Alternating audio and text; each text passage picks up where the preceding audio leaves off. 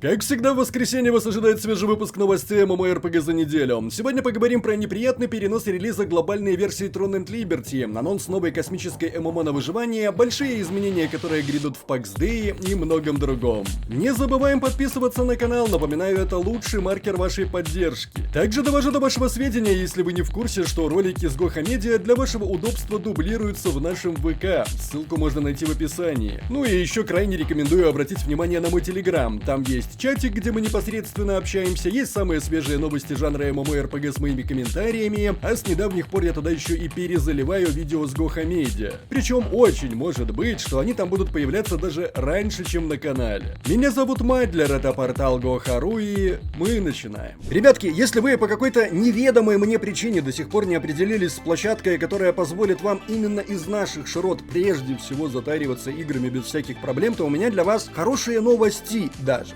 Во-первых, площадка, которая вам нужна, это определенно Keys for Gamers. Невероятное количество всевозможных предложений, новинки игровой индустрии, популярные игры, простая и быстрая покупка внутриигровой валюты, в том числе и в MMORPG, как оказалось. Здесь этот пункт тоже есть, 62 товара, и именно здесь я, кстати, окончательно для себя выяснил, что Fortnite это MMORPG. В скобочках, конечно же, нет, но это не отменяет того факта, что предложений здесь очень и очень много. Выбор обширен. Предстоящие релизы, игровые поинты, подписки на PlayStation Plus и Xbox Game Pass, очень много разного программного обеспечения, гифт-карты и многое-многое другое. Во-вторых, и это крайне важно, с нашим промокодом, вы никогда не догадаетесь каким, ГОХА, вы получаете еще и 20% скидку. И вот с этой самой 20% скидкой цены на Keys for Gamers становятся максимально сладкими. Ну а учитывая то, что эта площадка еще и торговая, более того, она прежде всего торговая, и торговаться здесь не то чтобы запрещено, это разрешено и поощряется. Ну, я не знаю, есть что-нибудь более сладкое, чем и так максимально сладкое? Вопрос, разумеется, риторический. Кроме того, на Keys for Gamers, разумеется, нет никаких сложностей с оплатой, в том числе имеется поддержка карт МИР. В общем, как вы понимаете, Keys for Gamers может существенно облегчить вам жизнь. Ссылка в описании и закрепленном комментарии, и не забывайте вводить промокод ГОХА, оно того точно стоит. 20 августа BioWare отключит серверы Star Wars The Old Republic для установки обновления 7.5.1. Продолжительность работ по обновлению составит около 4 часов, в течение которых будут сняты ограничения на трансфер на сервер Шая Визла. Обновление также исправит проблему с трейлером Disorder, помимо этого добавится контент расширения Legacy of the Seed. Важно отметить, что после обновления количество наград Conquest Rewards будет ограничено одной наградой каждого типа. Так что если у вас есть награды, которые уже ожидают получения, вам стоит забрать их сейчас. Кроме того, игрокам нужно будет не забывать получать награды еженедельно. Конечно, это лишь часть того, чего игроки могут ожидать от обновления MMORPG. Полный патчноут будет доступен в понедельник. Нередко игроки спрашивают Ричарда Герриота об Ultima Online. Некоторые даже спрашивают, есть ли возможность вернуть права и IP у EA, а иногда даже доходит до предложения провести краундфандинговую кампанию. Как правило, это просто пожелание в пустоту, но недавний ответ Герриота на подобный вопрос немного удивил сообщество. Тема была поднята в очередной раз в ответ на пост Герриота Wix. Один из пользователей предложил собрать денег на то, чтобы выкупить Ultima Online у EA и вернуть ей былую славу. На что Ричард Герриот внезапно ответил: «Я верю, что получу ее обратно скоро». На вопрос, может ли он рассказать об этом больше, Герриот ответил односложно: нет. Что ж, как говорится, подождем, увидим.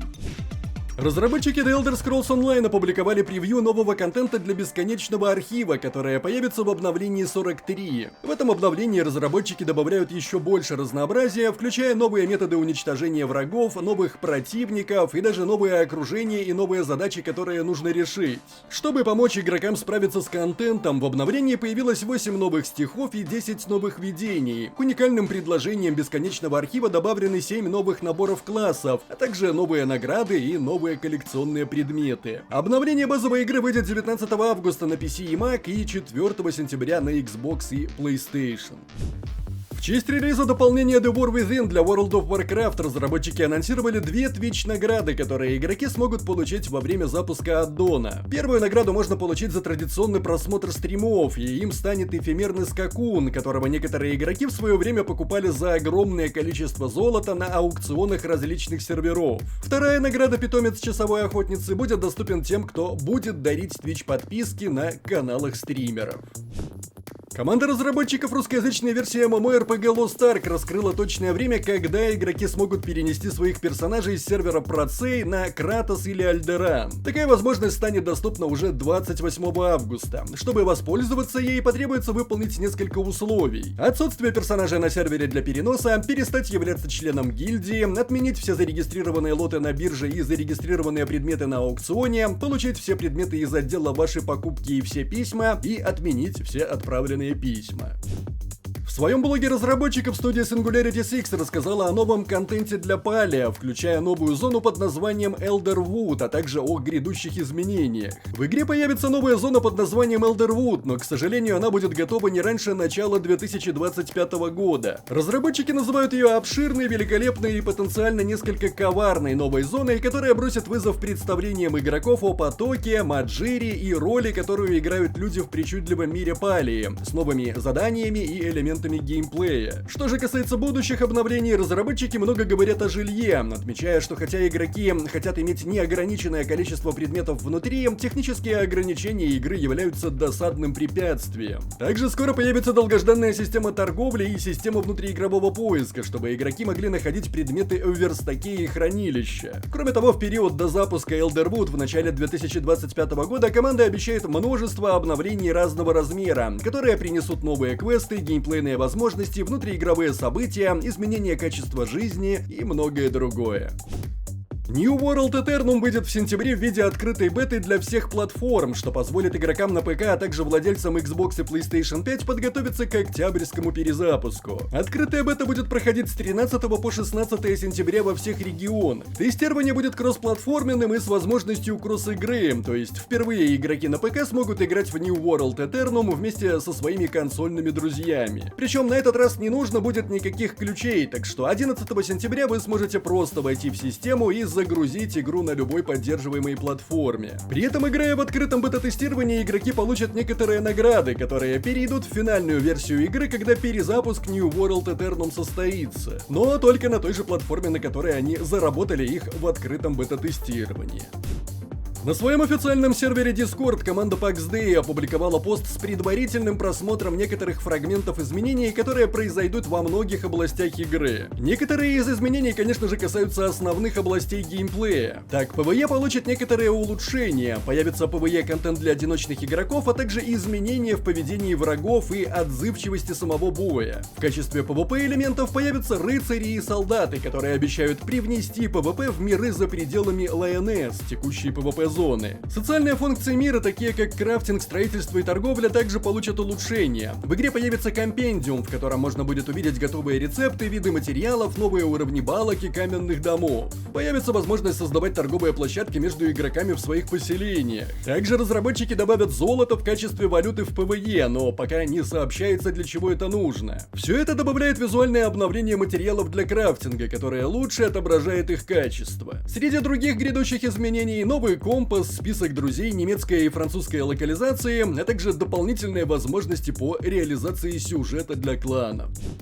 Компания Snail Games анонсировала космическую ММО-песочницу For the Stars, в которой игрокам предстоит изучить огромную вселенную и обустроить жизнь на множестве планет. Каждая планета представляет собой уникальный набор из биомов, ресурсов, флоры, фауны и остатков инопланетных цивилизаций. Большую роль для освоения планет будут играть научные исследования. Игроки смогут изучать как найденные артефакты, оставленные неизвестными цивилизациями, так и природные явления. Все это необходимо для выживания и успешного обустройства планет. Аванпосты можно будет строить силами множества игроков, и состоять они могут из разных зданий, лаборатории, фабрики, жилые помещения и так далее. При этом разработчики планируют создать планеты, которые игроки смогут со временем раскопать на полезные ресурсы. Космические корабли полностью настраиваемые, и игроки смогут адаптировать их под свои цели, будь то перевозка грузов, исследование космоса или сражение с космическими пиратами и другими игроками. На текущем этапе не озвучиваются сроки релиза игры, однако известно, что разработка идет не менее 3 лет, а проект выйдет на ПК в Steam EGS и на консолях.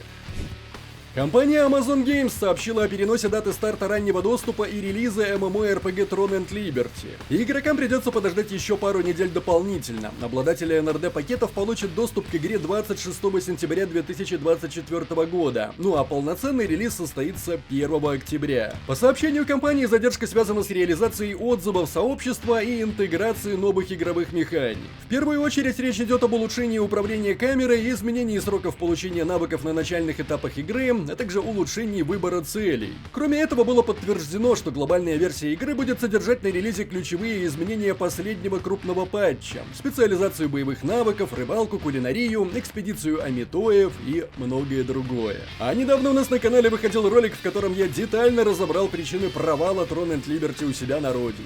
Вот вам на него подсказка, если пропустили. И это все новости MMORPG на неделе. Не забываем, как всегда, традиционно поставить лайк или дизлайк этому видео, поделиться им с друзьями, оставлять свои комментарии, прожать колокол, чтобы быть в курсе выхода нового контента, и подписаться на нас везде, если еще не подписаны. С вами был Мать для ретропортал Goharu. Еще услышимся.